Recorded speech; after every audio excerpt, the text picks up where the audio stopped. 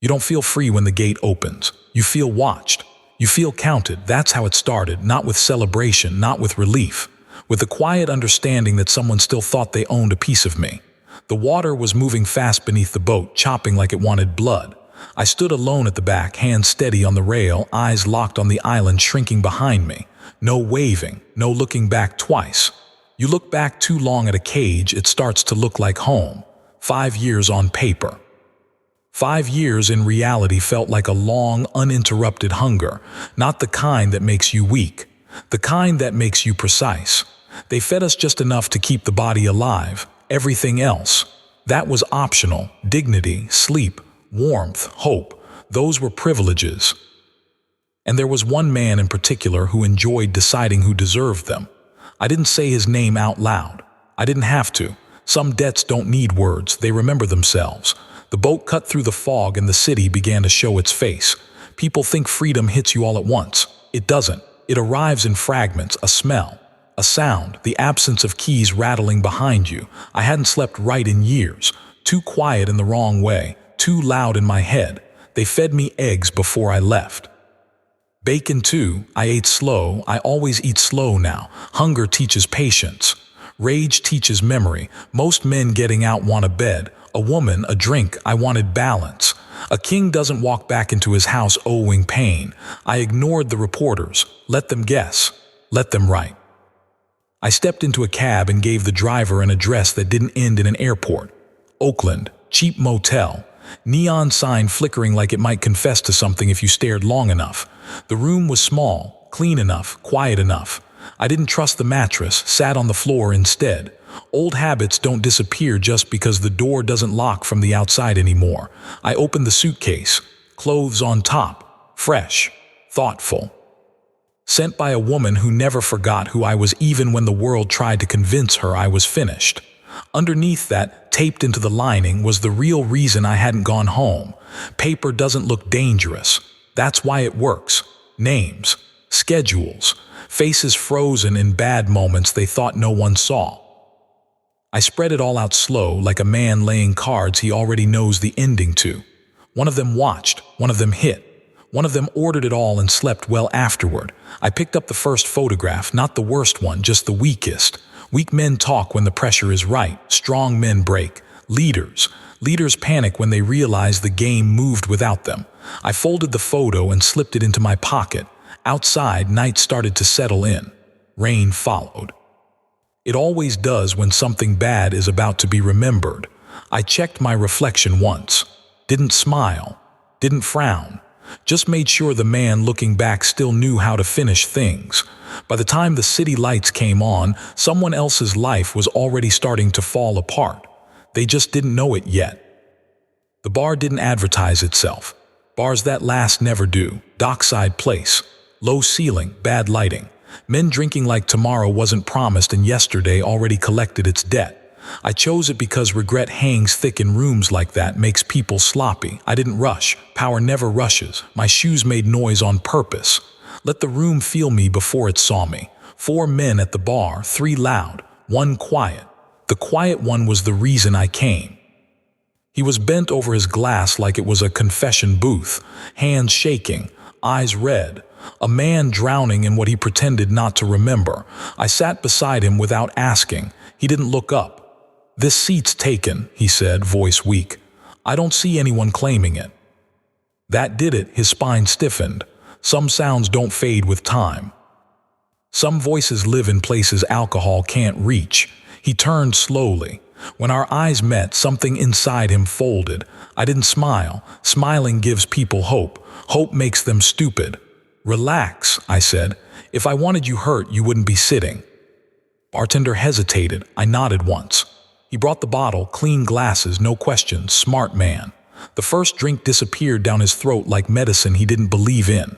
He started talking fast after that. Too fast, blame, orders, fear, family. All the usual shields men throw up when they realize they're standing naked in front of the past. I let him talk. Silence is heavier when you let it sit. Then I told him things, names, addresses, bedtimes, not as a threat, as proof. His face lost color. Hands started to tremble again. "That's not why I'm here," I said calmly. I'm not interested in your blood. He exhaled like he'd been underwater. I'm interested in your choices. I slid the paper across the bar. He didn't touch it, just stared.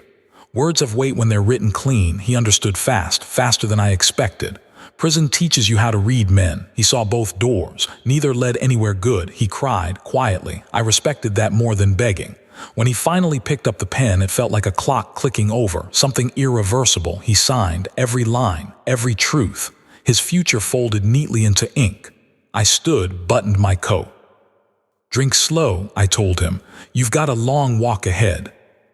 Outside, the rain washed the sidewalk clean. One debt moved off the books, but the next name on my list. That one didn't sign papers. He broke bones, and men like that don't confess. They fight. I headed back into the night already feeling the ache in my ribs, knowing the next meeting wouldn't end with a handshake. Someone was about to test whether strength still meant anything when intelligence walked through the door. Violence has a rhythm. You learn it when you've had enough time to listen. He lived upstairs, second floor. Same routine every day. Gym, work, drink, sleep. Men who think muscle makes them immortal always move in straight lines. I watched him from across the street, rain soaking my collar, city breathing slow around us. He came home late, limping confidence. The kind that thinks fear lives everywhere except inside his own door. I waited. Patience isn't passive. It's a weapon that doesn't make noise. Lights went on, then off. The neighborhood settled into that false calm where everybody assumes nothing bad happens anymore. I moved. Fire escape rattled once. I froze. Let the sound die before it could grow legs. The window was cracked. People always leave something open. Pride does that. He was asleep in a chair, mouth open, sandwich still clutched like a trophy. Bat nearby, always prepared for the wrong fight. I stepped inside and stood over him for a moment. Just long enough to remember the sound his baton made when it hit bone. Just long enough to remember the laugh he tried to hide. I nudged his boot. His eyes snapped open and instinct took over. He charged fast, strong, heavy, all anger, no thought. We hit the wall hard. Pain bloomed in my ribs, sharp and familiar. He smiled when he felt it, mistake. I shifted my weight, knee up, short, brutal. His breath left him like it owed money. The bat came down next. Collarbone, clean crack. Sound travels different when it's inside a room. He screamed my name. That's when fear finally arrived. We went down together, hands, sweat, blood. He tried to crush, I tried to finish. He got on top, thumbs pressing into my throat, world narrowing. I reached blind, found glass. Brought it up hard, once, twice, enough. When I stood, he was folded on the floor like a lesson no one wanted to study. I didn't rush the last strike. You never rush punctuation. Bone shattered. The sound echoed. He howled. A man who built his life on strength suddenly learning it had an expiration date. I left him something to remember me by. Food, on the floor, right where he could see it but couldn't reach. Then I was gone. Sirens came later. They always do. Back in my room, icing my side, I picked up the final photograph, the one that mattered, the one who thought distance meant safety. My phone rang once. I didn't answer. Across the city, someone else was waking up to the sound of consequences knocking early. And this time, they brought company. The phone rang again. I let it ring. When a man calls twice, it means fear has started making decisions for him. I finally picked up on the third ring. Didn't say my name, didn't have to. The voice on the other end was tight, controlled, too controlled. That's how men sound when they're pretending they're still in charge. He knew. That was the important part. One mistake exposes a system. 2 mistakes confirm a pattern. 3 means someone is hunting you with intent. I didn't threaten him. Threats are loud. I gave him silence instead. Let him fill it with his imagination. Men like him are experts at that. By the time the call ended, he was already moving pieces, calling favors, waking up people who kill without asking why, buying time with old promises and fresh lies. He thought walls mattered. He thought numbers mattered. He thought the past stayed buried. I packed light, only what I needed. No souvenirs. The city was fogged over again like it was trying to hide what was about to happen. Good. Darkness levels the field, always has. I didn't go straight to him. That's how amateurs die. I watched first. Counted cars. Counted shadows. Noted which windows stayed dark too long and which ones moved when they shouldn't. 3 men, maybe 4, all armed, all waiting for something loud. I smiled. They were guarding the house. They should have been guarding themselves. I slipped into position and waited, not for courage, for timing. Timing decides who walks away. Inside that house, a man sat with a gun on the table and a drink he hadn't touched, listening for footsteps that weren't coming, wondering if the stories were true. Wondering if hunger really could sharpen a man into something unstoppable. He didn't know I was already there. And when the lights went out, that's when he finally understood. This wasn't revenge, this was correction. And before dawn came, someone was going to learn what 5 years of silence can turn into when it finally speaks. The power died all at once. Not flickering, not struggling, just gone. That's how you know someone touched the right nerve. Inside the house, panic moved faster than thought. Shoes scraped, a chair tipped. Somebody whispered a prayer they hadn't used in years. Guns came up too early, pointed at shadows that didn't matter. I stayed still. Darkness is only dangerous to people who don't know it. I lived in it long enough to memorize the shape. One man lit a match. Bad idea. Fire shows fear quicker than light ever could. I moved when the flame flinched. By the time it died, he was breathing wrong and reconsidering every decision that brought him here. Another ran. They always do. He made it 3 steps before he realized doors work both ways. I didn't rush them, I separated them. That's how you break groups. One problem at a time. The house creaked. Old wood telling stories it didn't want remembered. Somewhere upstairs, someone knocked something over and cursed it under his breath. He thought noise meant presence. He was wrong. I was already behind him. No speeches, no lessons, just pressure in the right places. Oxygen is a privilege when you forget who you're dealing with. When he dropped, I let him stay down. I wasn't here for them anyway. They were just the cost of admission. In the living room, the man who ordered all of it sat frozen, gun in hand, sweat on his collar, listening to sounds he couldn't place and silence he couldn't trust. He called my name once. Quiet, almost hopeful. I stepped forward just enough for him to see the outline of me. He fired, missed, fired again, missed worse. People forget what shaking does to aim. I didn't move fast. I didn't need to. The moment stretched. His breathing got shallow. His confidence collapsed inward. "This didn't have to happen," he said. I nodded. "That's true." I took the gun from his hand like it belonged to me, set it on the table, sat across from him. Outside, sirens started far away. They always sound far away until they don't. "You remember what you took from me?" I asked. He nodded too quickly. "Good," I said, "because now you're going to sit with it." I stood, leaving him alive, humiliated and waiting. That's when the front door rattled. Heavy knocks. Too many voices, too early. Someone had moved before I finished moving, and that meant the game had just shifted again. The knock wasn't police. Police knock with authority. This knock had urgency, fear wrapped in discipline. I didn't move toward the door, I moved away from it. Angles matter when bullets start asking questions. The man across from me was shaking now, not loud, internal, the kind of shake you don't come back from. He knew those voices, knew what kind of help he'd called. And new help doesn't mean rescue when it arrives late. "Tell them to wait," I said. He laughed once, dry, broken. "They don't listen." That told me everything. The back of the house opened into the yard, mud still wet, air heavy. I slipped through the broken doorframe and let the darkness swallow me again. Behind me, the shouting got louder. Orders, names, confusion, too many cooks. That's how kitchens burn down. I didn't run. Running draws lines. I walked slow and deliberate, counting steps, letting the fog erase my outline. Somewhere behind me, someone fired, wild, nervous, useless. By the time they realized what direction I'd gone, I was already gone. I didn't head back to the motel. That's where men get caught thinking the night is over. I took side streets, cut through yards. Let my breathing settle. When I finally stopped, it was dawn. That thin gray light that doesn't forgive anything. I sat on a stoop and checked my hands, steady, always steady when it matters. Across town, a man was being asked hard questions in a room with bright lights and no patience. He wouldn't answer them all. But he'd answer enough. That's how systems fall, not from explosions, from leaks. I stood up and adjusted my coat. This chapter was done, but the book wasn't even close to finished. Back home, they were already whispering my name again, measuring their chances, making plans they thought I wouldn't see. They forgot something. I don't play the move in front of me. I play the one after that. And someone was about to realize they'd been on the board the whole time, without ever knowing who set the game.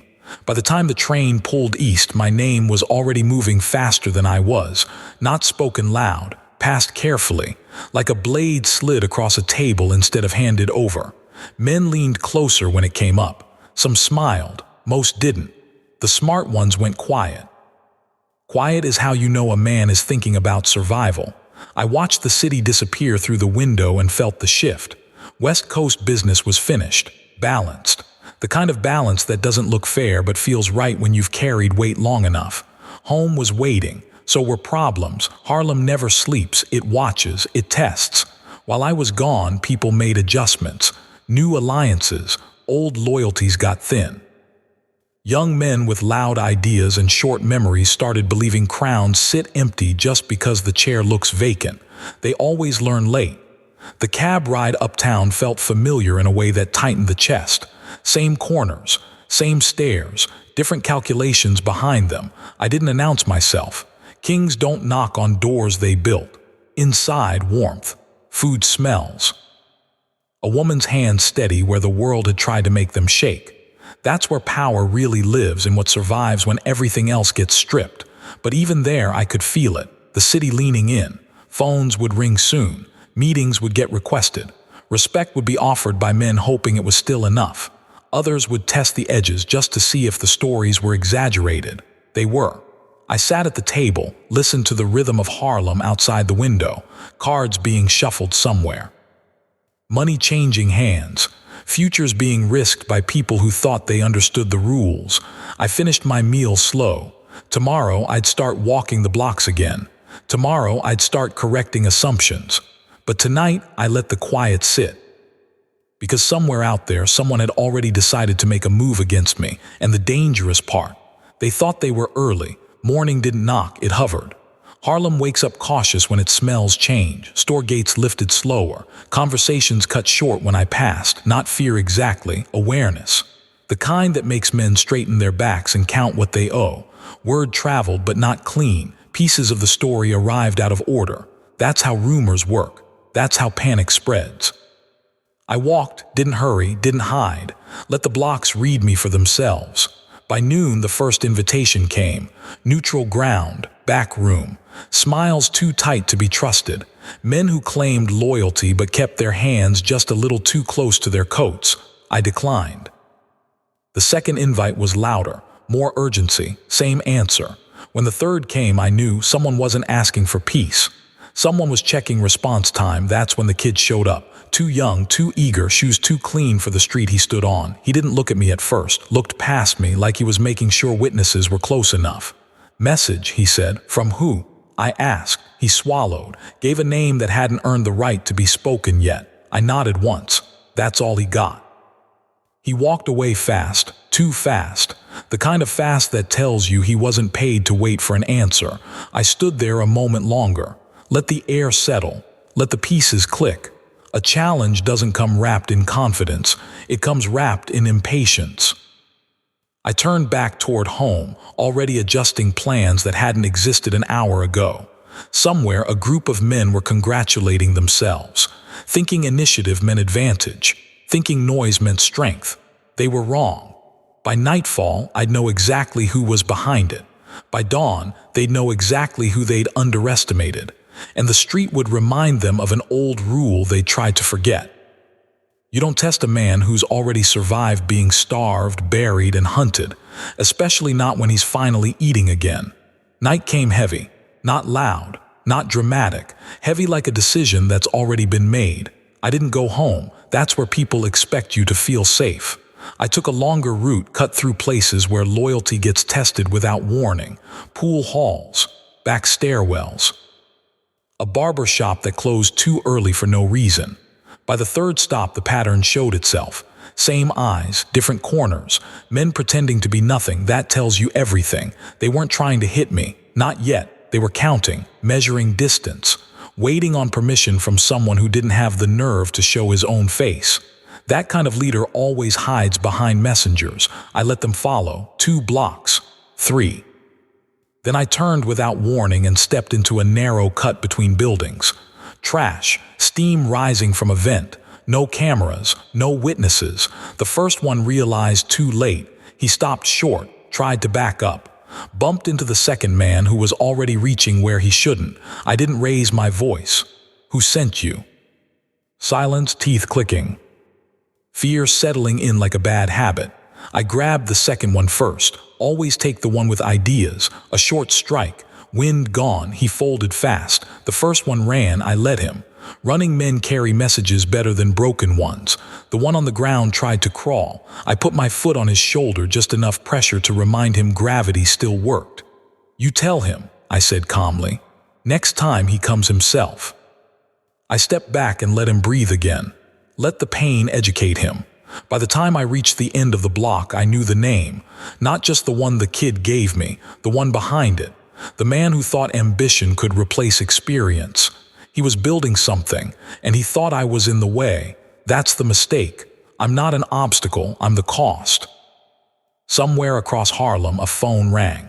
A man answered too quickly, his voice tight, excited. He thought he was finally being taken seriously. He was being noticed. And by morning, the difference between those two things was going to ruin him. By sunrise, the city had already chosen sides. Nobody announced it. Nobody needed to. You could hear it in what wasn't said, in meetings that got canceled, in corners that suddenly went quiet when certain names floated too close to daylight. The man behind it all finally made his move. That's how ego works. Silence feels like weakness when you don't understand patience. He sent word, not directly, never directly, through a mutual face who smiled too much and stood too close. Neutral spot, afternoon, respectful tone. A conversation, he called it. I agreed. Not because I trusted him, because I wanted him comfortable. The place was familiar, too familiar. A room that had seen promises made and broken back when men still understood consequence. Chairs arranged just right, exit visible, backup pretending to be furniture. He arrived late on purpose. Power play for people who think clocks care. Young, sharp suit, eyes always moving. He talked like he'd read about leadership instead of earning it. Every sentence tried to convince me he was inevitable. I let him finish. He offered partnership, then territory, then protection like I was the one exposed. I listened, nodded once, let him feel progress. Then I asked one question. Who told you I was gone? The room changed. Not loud, not sudden, just a shift. Like air leaving something inflated too long. He smiled wrong. Hesitated half a second too late. That's when I stood. I didn't threaten him, didn't raise my voice. I leaned in close enough for him to smell the coffee on my breath. "You made plans while I was surviving," I said calmly. "That means you don't understand me." His backup tensed. Mine didn't need to. I walked out without touching anyone. That's the part that scared them most. Violence would have made it simple. This made it permanent. By nightfall, his money started freezing up. Couriers got lost. Friends stopped answering. The city did what it always does when it remembers who built it. Pressure doesn't have to break bones. It just has to remove options. Somewhere he was realizing too late that ambition without vision is just impatience wearing a suit. And before the week was over, he'd be standing in front of a choice. Disappear quietly, or stay and learn what hunger really teaches a man. Either way, the board was mine again. He didn't disappear. Men like that never do. Pride keeps them breathing when fear tells them to vanish. Instead, he tried to strike sideways.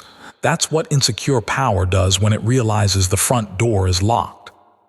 It looks for windows, basement entries, people it thinks are cheaper to turn. By evening, I knew who he'd spoken to. By night, I knew who said yes. That one hurt more than the rest. Not because I didn't expect betrayal. I always expect it, but because it came from someone who'd eaten at my table. Someone who learned the rules under my roof and decided the lesson was optional. I didn't call him, didn't send for him. I let him sweat. Sweat is honest. Words aren't. The move he planned was sloppy, loud, a grab for attention disguised as courage. He wanted to hit one of mine to prove something, to show the city I bled like everyone else. He didn't understand something basic. You don't attack the king to prove you're brave. You do it to prove you're tired of breathing. I intercepted it before it could breathe. The message never reached the trigger. The money never made it to the hands it was meant for. By the time he realized the plan failed, every path out was already closing. That's when he called, voice shaking now. No performance left, just survival asking for terms. I told him to come alone. He showed up pale, eyes sunken, suit wrinkled like it had slept in regret. He tried to explain, tried to justify, tried to make it sound temporary.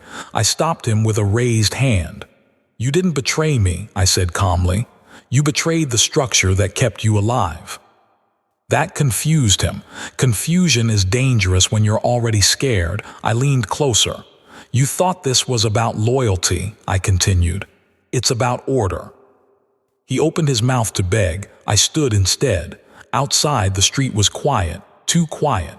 The kind of quiet that knows something is ending. I walked away and left him there with the truth and the consequences racing toward him from every direction. Some men die fast, some die slow. What mattered was the lesson. By morning, the city would understand again. Power doesn't announce itself. It removes you so cleanly people argue about whether you were ever really there at all. And somewhere in Harlem, someone new was already watching, thinking about trying. That's the danger of thrones. There's always another man staring at the seat, forgetting what it costs to sit in it. By the time dawn came back around, his name was already past tense. Nobody asked questions. That's how you know the lesson landed. When curiosity dies before it ever forms. I walked the neighborhood early. Same coat, same pace, different weight in the air. Men nodded without thinking about it. Women pulled their kids a little closer, not out of fear but respect. The street remembered what order felt like. That's when I noticed the gap. One corner too quiet, one lookout missing, one routine broken in a way that didn't feel accidental. I stopped at the curb like I was waiting for a light that wasn't there.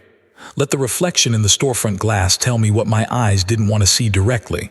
A car idling too long, two silhouettes. No rush. That's professional patience. Not hunger, not anger, something else. I kept walking, didn't turn around, didn't speed up. When someone wants you nervous, calm is the first refusal. I let the block stretch, let the distance lie to them. They followed anyway. Good. That meant the move wasn't local. This wasn't some kid with ambition and borrowed courage. This was outside money, outside strategy, someone who thought Harlem was ready to be collected. I smiled once, just enough to feel it, because that kind of play doesn't end with warnings. It ends with statements. I ducked into a building I hadn't used in years. Old stairwell, smelled like dust and old deals. I waited on the landing, listening. Footsteps hesitated outside. A door opened too slow. A breath held just a second too long. Whoever they were, they knew my reputation. They just didn't know my habits. I shifted my stance and felt the familiar calm settle in. The kind that only shows up when something decisive is about to happen. The knob started to turn, and for the first time since I got back, I realized this wasn't a challenge. It was an opening move in a much bigger war, and whoever sent them, they weren't trying to test me, they were trying to erase me. The door didn't swing open. It crept. That told me enough. Men who plan to erase you don't rush. They want control. They want the moment to belong to them. I stepped back into the shadow of the stairwell, slow, letting my breath disappear into the building. The knob turned the rest of the way. Light from the hallway slid across the floor like a blade. Two men came in, tight spacing, clean shoes, no nerves in their shoulders. These weren't street soldiers. These were payroll ghosts. They didn't speak. That was mistake number one. Silence only works when you own it. I moved before the door closed, one step precise. My elbow found a throat, soft spot. No sound, just surprise leaving the body. The second man reacted fast, gun half raised, but angles don't care about speed. I knocked his wrist sideways and let the wall finish the conversation. The first one tried to recover, tougher than he looked. I respected that. Respect doesn't stop outcomes. They were down in seconds, breathing, alive. That mattered. Dead men don't talk. These ones were going to talk plenty. I searched them quick. No insignia, no paper, clean work, but clean men still carry habits. One of them had a matchbook in his pocket. Hotel name, Midtown, not Harlem, that confirmed it. This wasn't personal, this was business. I stepped back out into the street before anyone could get curious. Left them to wake up with headaches and a new understanding of geography. Back at my place, I didn't sit, didn't eat. I made calls instead. Quiet ones, old numbers, men who don't ask why when you ask how soon. By evening, I had a name, not the trigger, not the middle, the money. Someone downtown thought my return disrupted supply, thought my history made me predictable, thought hunger had left me reactive instead of sharp. They were wrong on all counts. I stood at the window and watched Harlem settle into night, music drifting, laughter hiding nerves, the city bracing without knowing what for. This wasn't about territory anymore. This was about correction on a scale people don't notice until it's done. Somewhere, a man with clean hands and dirty intentions was finishing dinner, believing his distance made him untouchable. Tomorrow, I'd remind him of something simple. There's no such thing as outside the board, and once you move a piece, you don't get to choose how the game answers back.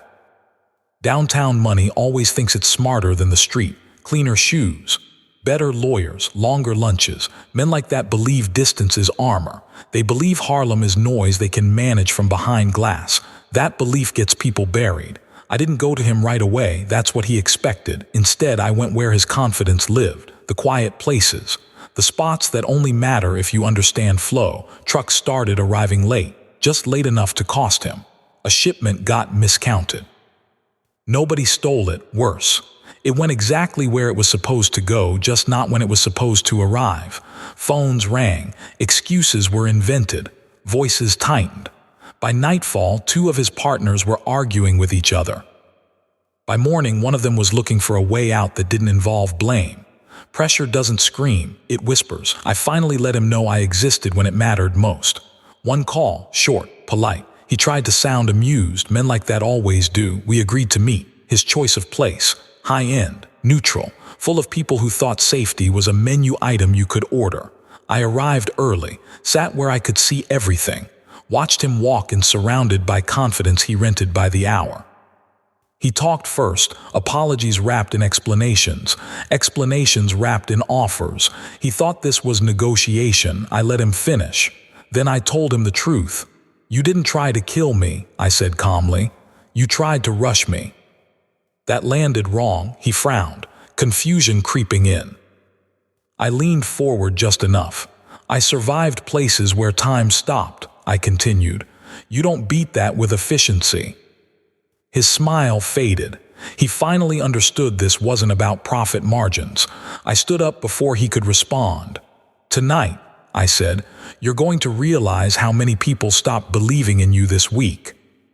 I left him there, staring into a drink he hadn't tasted, surrounded by strangers who suddenly felt too close. Outside, Harlem waited, quiet, alert, ready. This wasn't the end. This was the moment right before a man decides whether he's going to disappear with dignity or stay visible long enough for the city to erase him itself. He chose wrong. By the next afternoon, he was still visible, still making calls, still trying to buy back control with favors that suddenly didn't carry weight. That's how you know a man's finished, when his voice starts asking instead of telling. I let it play out. Men reveal everything when they think they still have time. His offices stayed open, but nobody important walked in. His drivers showed up late. His accountant stopped returning calls. Even his enemies went quiet. Silence like that isn't peace, it's isolation. I finally went to see him when there was nothing left to interrupt. Private building, upper floor, big windows, too much light. Men like him need to see the city beneath them, helps them forget how small they are without it. He looked tired when I walked in, not scared anymore, just exhausted. That's the stage right before acceptance. You didn't have to do all this, he said. I nodded. You didn't have to start it. He asked what I wanted, money, territory, an apology he didn't believe in but was ready to give. I told him nothing. That's when it hit him. I wasn't here to collect, I was here to conclude.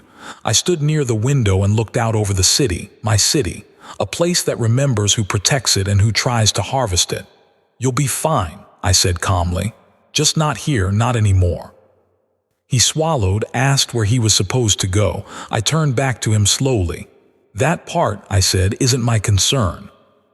I left him standing there with the realization settling in, every door closing at once, every safe place suddenly unavailable. Outside, the street moved on. Always does. I walked north, letting the night take its shape again. Somewhere behind me, a man was packing in a hurry. Somewhere else, another was watching, learning, waiting for his own moment to be stupid. That's the cycle. And as long as it keeps spinning, I'll keep seeing it before anyone else does. Because hunger didn't make me desperate. It made me permanent. And in this city, permanence is the most dangerous thing a man can be. Night settled back into its usual rhythm, but something underneath it was off. Harlem was breathing. Just not easy. When a man like that leaves town, he doesn't go quietly. He leaves ripples, gaps, unpaid promises that start looking for new owners. Power hates a vacuum. It rushes in careless. I felt it before anyone said a word. Too many smiles, too much agreement. That's how you know the wrong people are getting brave. I stopped by a spot I hadn't visited since before the cage. Same back room. Same table scarred by old arguments and worse decisions. A few familiar faces, some loyal, some undecided, one pretending to be both. We talked numbers, roots, names that hadn't earned trust yet. I listened more than I spoke. Listening tells you who's planning to move without permission. That's when I noticed him, quiet, new suit, no history in his eyes. The kind of man who watches reactions instead of joining conversations. He didn't interrupt. Didn't posture. Dangerous men rarely do. When the meeting ended, he lingered. Everyone else left fast, like they didn't want to be seen thinking too long. He finally spoke. "City's changing," he said. "City always changes," I replied. "People don't." He smiled at that, thin, measured. "Some people think you slowed down," he said, "think you're satisfied." I met his eyes, held them there. "Satisfaction," I said calmly, "is how men stop checking their exits." He nodded, respect or calculation, hard to tell. As he walked out, I realized something that hadn't been true until that moment. The war wasn't coming from outside anymore. It was already inside. New money, new patience, new rules written by men who never starved, never waited in the dark, never learned what silence costs. I stayed seated long after the room emptied, hands flat on the table, feeling the old familiar weight return, not hunger this time, but responsibility. Because when the game evolves, so must the man who's been winning it. And somewhere in the city, that quiet man was already making calls. Not loud ones, careful ones, the kind that don't start a fight, the kind that end reigns. I stood up, adjusted my coat, and smiled once to myself. Good. I'd been wondering who was bold enough to try next. I didn't follow him. Men like that expect tales. They expect pressure. They expect the old rules to show themselves. You don't catch a thinker by chasing his shadow. You let him believe his shadow is invisible. Instead, I went somewhere louder. Music, dice, arguments that never get settled, places where information leaks without realizing it's bleeding. I listened. Watched who stopped talking when certain names came up. Watched who started talking too much. By midnight, the shape of it came together. The quiet man wasn't building an army, he was building permission. Bankers, lawyers, small politicians who liked donations that didn't leave fingerprints. He wasn't trying to take the throne. He was trying to make the throne illegal. That's a different kind of war. You can't punch it. You can't scare it. You have to expose it. I made one call, then another. Old voices, trusted ones. Men who understood that survival sometimes means choosing the lesser fire. By morning, a rumor moved faster than I ever could. Not about me, about him. Questions started forming where confidence had lived. Deals stalled. Meetings postponed just in case. That's all it takes. Doubt is louder than gunfire when the money's clean. I crossed paths with him again 3 days later. Pure accident, street corner, broad daylight. He didn't expect me there. I could tell by the way his eyes adjusted. We nodded, nothing more, but his hand trembled just enough to give him away. He'd heard the whispers. Good, because the next phase doesn't belong to me. It belongs to the city, and the city doesn't need instructions. It just needs to be reminded of who keeps it balanced. I walked on, feeling the pieces settle. This wasn't about dominance anymore. It was about legacy. and whether the next man understood that power borrowed from paper always folds when the street decides to refold it. Behind me, the quiet man stood still longer than he meant to. Ahead of me, Harlem kept moving. And somewhere between those two truths, the next mistake was already being made. The mistake didn't come loud, it came polite. An envelope, thick paper, hand-delivered, no return name, no threat written down. That's how you know someone thinks they're smarter than fear. Inside was an invitation, private, exclusive. A conversation between men who supposedly understood discretion. I laughed once. Quiet. That word always means someone wants to rewrite terms without admitting they lost control of the pen. I didn't accept right away. Let it sit. Let the sender wonder which version of me would show up, the one from before or the one shaped by waiting in the dark. By the time I agreed, the room had already been prepared with exits, witnesses who wouldn't remember anything, and men standing where they thought angles favored them. I noticed all of it the moment I stepped in. The quiet man was there. Of course he was, sitting relaxed, hands folded, acting like the host without saying it out loud. He greeted me like we were equals who'd simply taken different routes. That's when I knew. This wasn't a trap for my body. It was a trap for my name. He spoke carefully. About stability, about optics, about how the future didn't need kings, just systems. He talked like a man who'd never had to earn respect face to face. I let him finish. Then I leaned back and let the silence stretch until it made people uncomfortable. "You're not wrong," I said finally. "But you're early." That confused him. I stood. "Systems only work," I continued calmly, "when the people believe in them." I walked out without shaking hands, without closing the door behind me. Let everyone in that room sit with what I didn't say. By the next day, the envelope was already being discussed in places it was never meant to reach. By the third day, questions were being asked by people who didn't like being surprised. The quiet man started losing control of his narrative. That's the danger of playing clean in a dirty city. You forget who decides what sticks. I knew then how this would end. Not with blood. Not with sirens. But with a man slowly realizing he'd built something impressive. In the wrong place. And soon, he'd have to decide whether to walk away unseen. Or stay long enough to watch it all turn on him. He stayed. That told me everything. Men who understand power know when to disappear. Men who worship it think standing their ground makes them real. The quiet man started showing up more. Charity events, committee meetings, posing for photographs like the city owed him recognition. He thought visibility would protect him. Thought legitimacy worked like armor. It doesn't. It just makes the fall public. I didn't push. Didn't rush the ending. I let the city do what it does best when someone forgets where they're standing, measure, whisper, reassess. Doors closed softly. Invitations stopped arriving. Bank calls went unanswered just a little too long. That's when he reached out again. This time not polite, not confident, urgent. I didn't answer. Urgency is the sound of leverage dying. Instead, I sat back and watched the ripple hit the edges, his partners distancing themselves. His name quietly removed from agendas. His donations returned with apologies wrapped in legal language. Paper power folds fast when the street stops believing in it.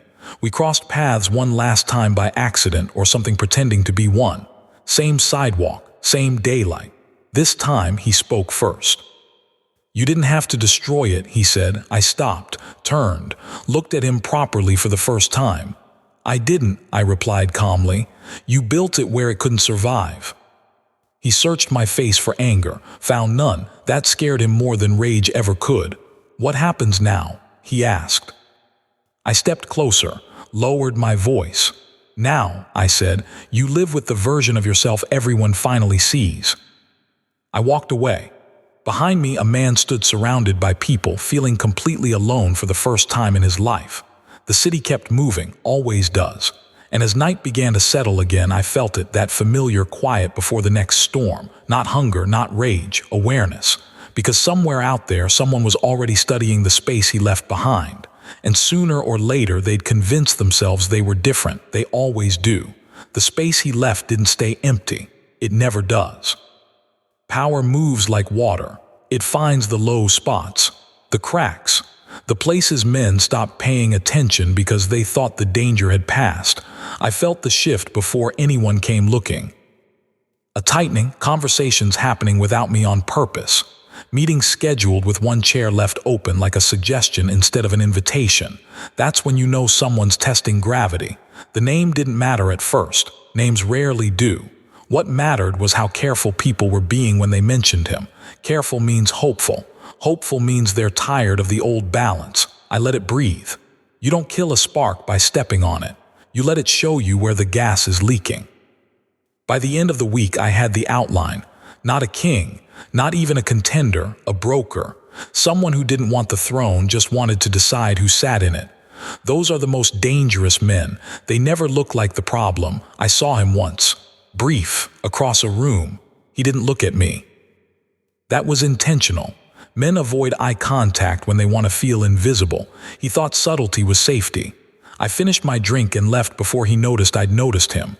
Outside, Harlem hummed, same as always, but underneath it the tempo was changing, faster, restless, like the city was leaning forward, waiting to see who would misstep first. I walked home slow, already adjusting routes in my head. Already counting who would fold, who would resist, who would pretend neutrality until it became too expensive. This wasn't a war yet. It was the moment before one. And the dangerous part. The man stepping into the space believed he'd learned from the other's mistakes. That belief is usually the last thing a man gets right before everything goes wrong. He made his move without announcing it.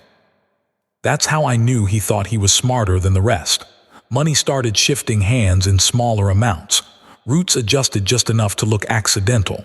Faces I trusted began asking questions that didn't belong to them. Not betrayal yet, just curiosity. Curiosity is the warning shot. I let one shipment stall on purpose. Nothing dramatic, just late enough to make people nervous. Late enough to see who complained first and who stayed quiet. The broker stayed quiet. That told me where to look. I didn't confront him. You don't confront a man who lives off leverage. You remove the ground he's standing on and let gravity explain the rest. I went to the oldest players first. Men who remembered when mistakes cost more than money. I didn't threaten, didn't instruct. I reminded them of something simple. Order feeds everyone. Chaos only feeds one man briefly. By the next day, his phone calls weren't getting returned. By the next night, his smile started slipping at the edges. He felt it, the subtle pushback, the city stiffening. That's when he panicked. He sent an emissary, someone polished, respectful, a man trained to soften hard truths. They met me where neutral ground pretends to exist. He wants understanding, the man said. I shook my head. He wants time. The emissary didn't argue. He didn't have the authority to. I leaned forward just enough to make sure the message stayed intact. Tell him, I said calmly, brokers only survive when both sides need them. The man swallowed and nodded. That night the broker made his final mistake. He tried to force loyalty. Forced loyalty snaps loud. By morning, 2 of his biggest connections had stepped away publicly. Quiet press, clean language, no blame, just distance. Distance is fatal when you trade in influence. I didn't celebrate, I didn't gloat. I sat still and waited because men like him don't accept collapse, they lash out. And when they do, they stop being invisible. That's when the city decides they're done. He lashed out before sunset, not with guns, with accusations. Names whispered into the wrong ears. Files slid across desks that never forget favors. He thought if he couldn't own the board, he could flip it over and blame the pieces. That's when I knew he was finished. Men who move like that aren't trying to win. They're trying to drag everyone down with them so the fall feels fair. I got word from 3 different directions within the hour. Same story, different tone. That's how you know it's real. I didn't react. Reaction gives accusations legs. Instead, I did something he didn't expect. I stepped back. Let the noise swell without me in it. Let his story bump into the walls of the city and come back dented. Lies don't travel well when they aren't escorted. By midnight, his version had already changed twice.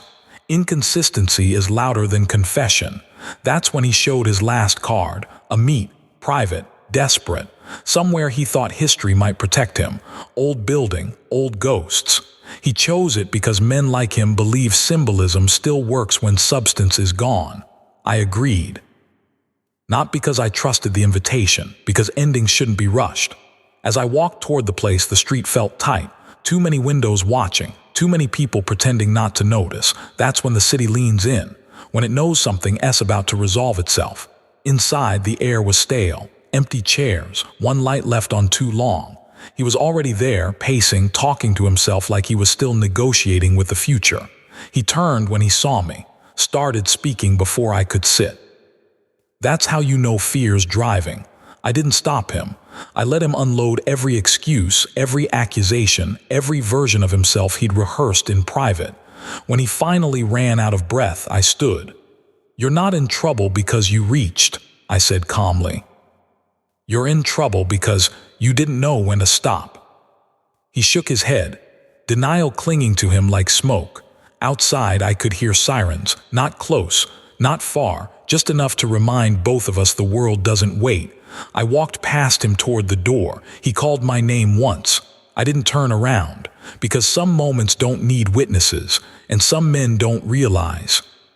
The most dangerous part of losing power is the second you understand no one's coming to save you. I stepped into the street and felt it settle. That calm that only comes when the outcome is already decided. Behind me, he stayed inside that building too long. Long enough for his thoughts to turn on him.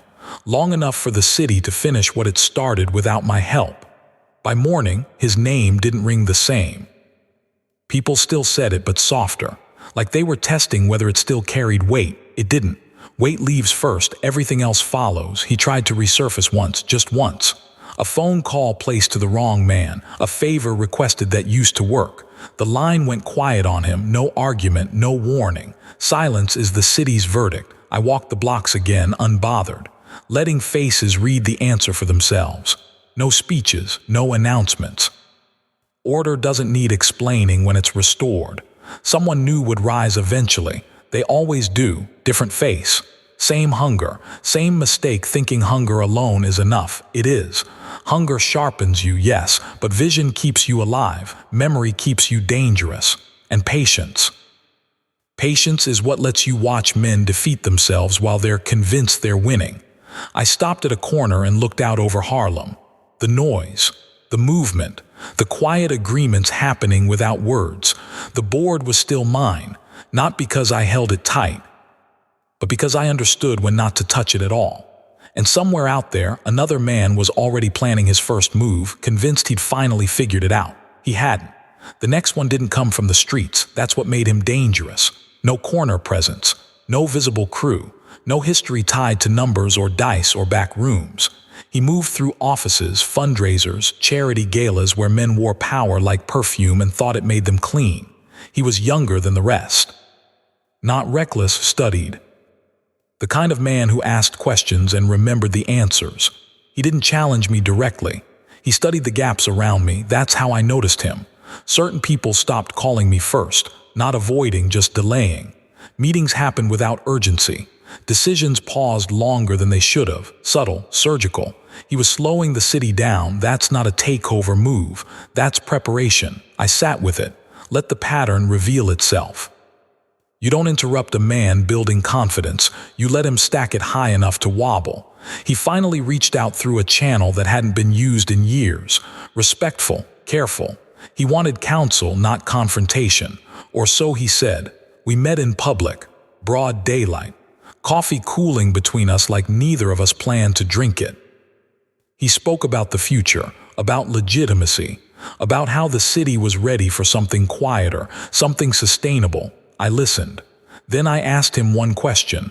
Who do you think survives when things stop being quiet? He didn't answer right away, thought about it. That pause told me more than any speech. He thought he was different, thought he'd learned from the bodies without ever stepping over one. That's when I realized. This wasn't ambition, this was succession, and men who believe they're next don't wait for permission. They wait for weakness. I stood up first, left my cup untouched. As I walked away, I felt it again, that familiar tightening in the city's breath.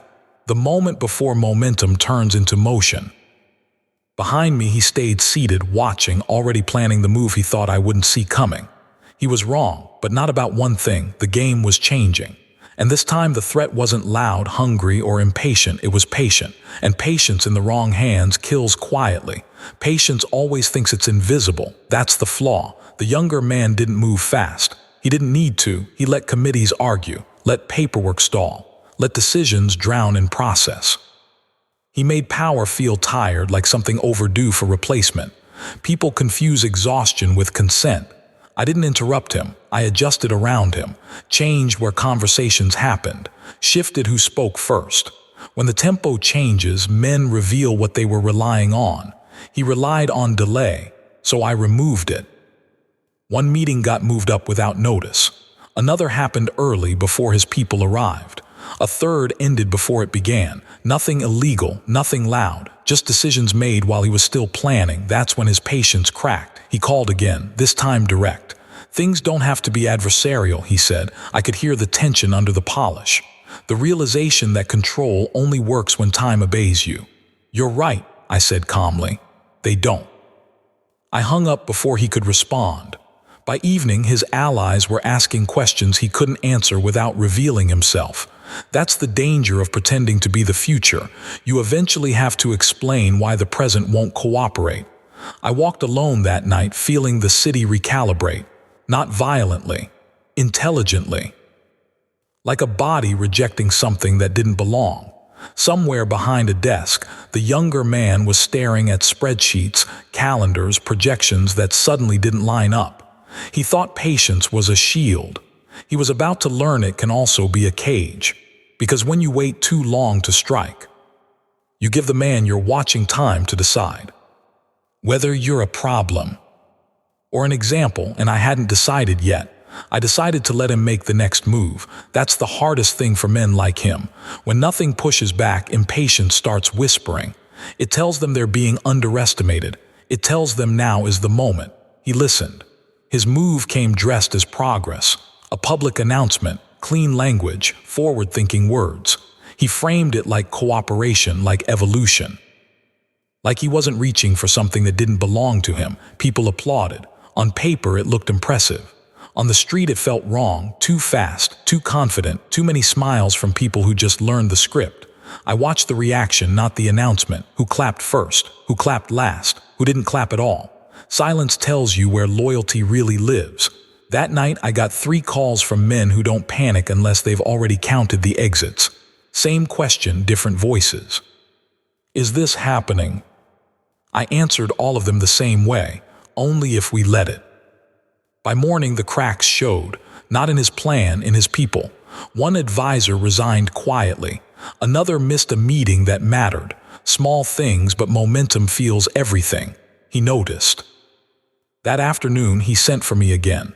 This time, no intermediaries, no polish, just urgency pretending to be resolve. I didn't respond. When men like that realize they're being ignored, they stop trying to be clever. They get personal. And somewhere in the city, as the sun went down and the streets filled back in, I felt it coming, the shift from strategy to emotion. That's when patience stops protecting you. That's when mistakes get made. And I knew before the night was over he was going to do something he couldn't take back. He made it personal before midnight, not with words, with movement. 2 of my routes got disrupted at the same time. Clean, quiet, no violence, just interference. The kind that tells you someone wants to prove they can touch your world without consequences. That's not strategy, that's insecurity showing its teeth. I didn't respond right away. I let the inconvenience breathe. Let the people affected feel it just long enough to get angry but not scared. Anger sharpens focus.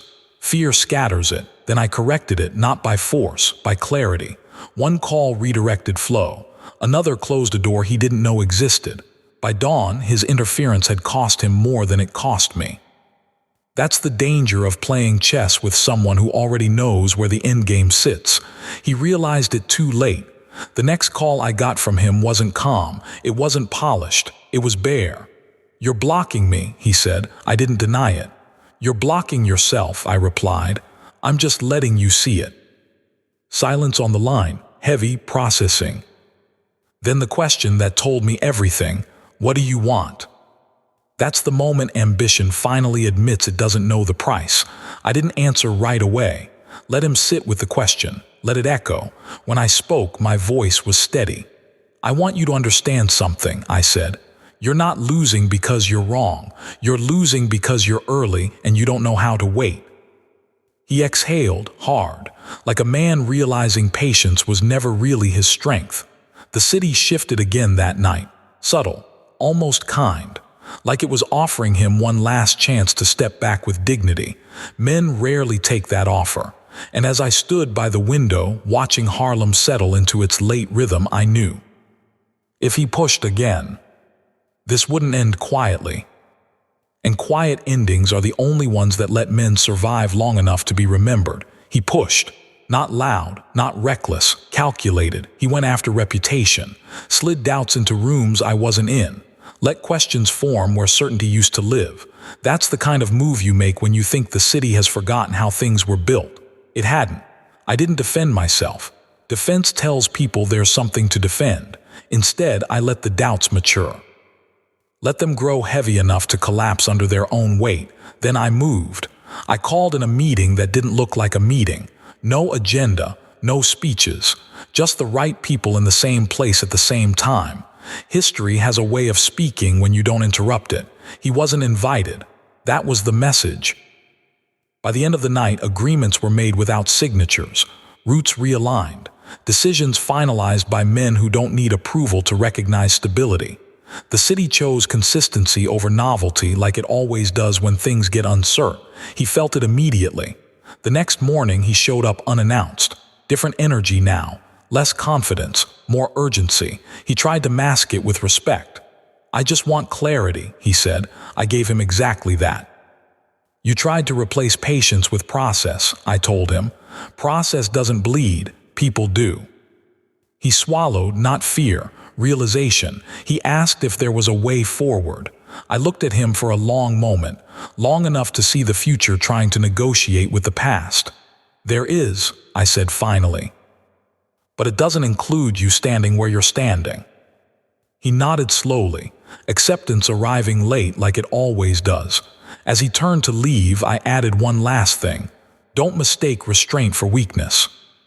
He paused, didn't turn around. Outside, the city kept moving. Somewhere between confidence and collapse, a man was deciding whether to retreat quietly or gamble everything on one final move. And I knew. Men like him don't retreat. They double down. He doubled down the next night. That's the thing about men who have never been cornered for real. They think the last move is always the boldest one. They confuse escalation with courage. He went outside the city this time. Outside rules. Outside faces I'd dealt with before. People who didn't know the history, didn't feel the weight, only saw opportunity wrapped in numbers. That's dangerous. Not because it works, but because it creates mess. I heard about it before it reached me. It always reaches me. Someone talked too soon. Someone else talked because they were scared. Fear travels faster than loyalty when money's involved. He was trying to buy distance, trying to create noise big enough that I'd have to respond publicly. Trying to force me into the kind of move that leaves fingerprints. I didn't take the bait. Instead, I removed the reason anyone would follow him. One by one, the outside faces started backing off. Not because I threatened them, because they realized the risk wasn't worth the story they were being sold. Smart money hates uncertainty more than it loves profit. By midnight, he was alone again. That's when he did the one thing he promised himself he wouldn't do. He showed up where he wasn't supposed to be. No appointment, no warning, just him and that look men get when they realize the room they're standing in doesn't belong to them. You're everywhere, he said quietly. I didn't deny it. You taught me something, he continued. You don't fight the city, you let it fight for you. I nodded once. Now you understand. He looked around, not scared, not angry, just calculating how many steps were left before there were none. I won't stop, he said. I believed him. That's why this ends tonight, I replied. I didn't threaten him. I didn't touch him. I didn't need to. I stepped aside and let him see what he hadn't noticed yet.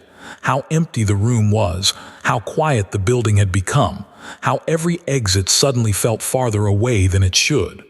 The city had already made its choice. And for the first time since I met him, the patient man realized something terrifying. Patience only works when time is still on your side. And his had just run out. He didn't run. That surprised me. Most men do when they finally understand the math. When they see the exits aren't doors anymore, just ideas they waited too long to use. He stood there, breathing slow, like he was trying to memorize the room. The quiet pressed in on him, thick, judgmental. This wasn't fear yet. This was pride arguing with instinct. "You're not going to kill me," he said. Not a question. A conclusion. I shook my head. "That would make you important." That landed harder than any threat. I stepped past him, close enough for him to feel the air move, close enough to remind him this was never about force. It was about placement. "You wanted the future," I said calmly, "so I gave it to you." He frowned, confusion creeping back in. "The future doesn't belong to men who rush it," I continued. "It belongs to the ones who know when to disappear." That's when the sound reached him, not sirens, not shouting, phones buzzing, one after another. The kind of vibration that means accounts are locking, meetings are canceling, names are being removed quietly from lists that matter. He checked his phone once, then again. Color drained from his face in stages. Each notification another thread snapping. "This isn't over," he said, but the words didn't believe themselves. "It is," I replied. "You just haven't caught up yet."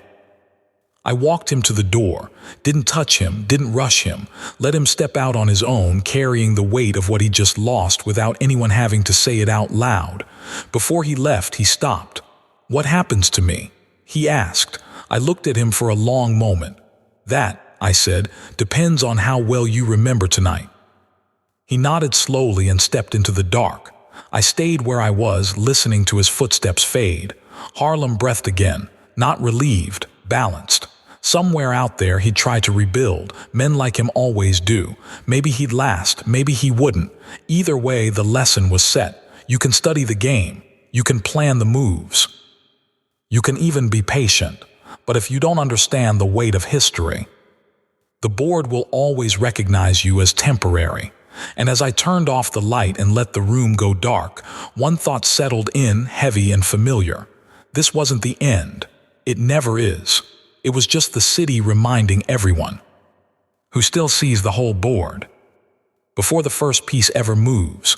By morning, nothing looked different. That's how real endings work. Stores opened. Buses ran late like always. Kids argued on the corners. Harlem didn't throw a parade when balance returned. It never does. It just keeps breathing, grateful the air didn't change too much overnight, but I felt it. The tension was gone, not erased. Settled. Men moved with certainty again. Not confidence, certainty. The kind that comes when nobody's trying to redraw the map while you're standing on it. Calls came in, fewer than before, but cleaner. No desperation, no testing, just alignment. That's when you know the city has decided. I didn't hold court, didn't give speeches, didn't remind anyone what almost happened. Power that needs to be explained is already slipping. I walked the blocks one last time that evening, slow, hands in my coat, watching the faces. Young ones laughing too loud. Old ones watching too much. Same as it's always been. Same as it always will be. Somewhere out there, the patient man was packing boxes he never thought he'd touch. Somewhere else, another man was watching from a distance, promising himself he'd do it smarter, quieter, better. They all make that promise. They all forget the same thing. This city doesn't belong to the loud or the fast or the new. It belongs to the ones who can carry hunger without letting it turn them stupid. To the ones who see 3 moves ahead and still remember the last mistake that cost blood. I stopped under a streetlight and looked back once. Not at a person, not at a building. At the idea of it all. Power, legacy, the game. I didn't smile. I didn't need to. Because kings don't announce their reigns and they don't celebrate survival. They just stay standing while others explain why they couldn't. I turned and walked home. And behind me, Harlem stayed exactly where it was. Alive, dangerous, and watching. Waiting patiently for the next man who thinks he's different. He won't be. None of them ever are.